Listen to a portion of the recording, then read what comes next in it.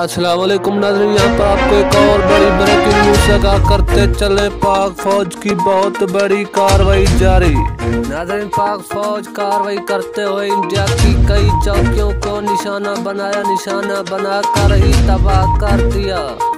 नाज़रीन, जिन चौकियों से भारत पाकिस्तान पर हमले करता था, पाक फौज ने बड़ी कार्रवाई के साथ उन चौकियों को तबाह कर दिया। जी तो नाज़रीन, मजीद क्या कहना था पाक फौज का, यहाँ पर हम आपको मुकम्मल बताएंगे पूरी तफसील के साथ इस वीडियो में।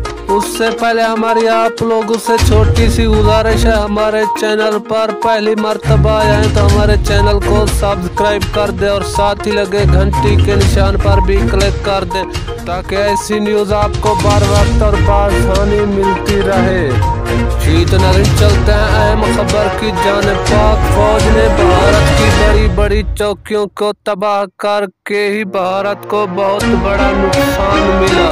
मजीद पाक फौज का कहना था कि भारत को इस नक्शे से मिटाकर ही दाम लेंगे।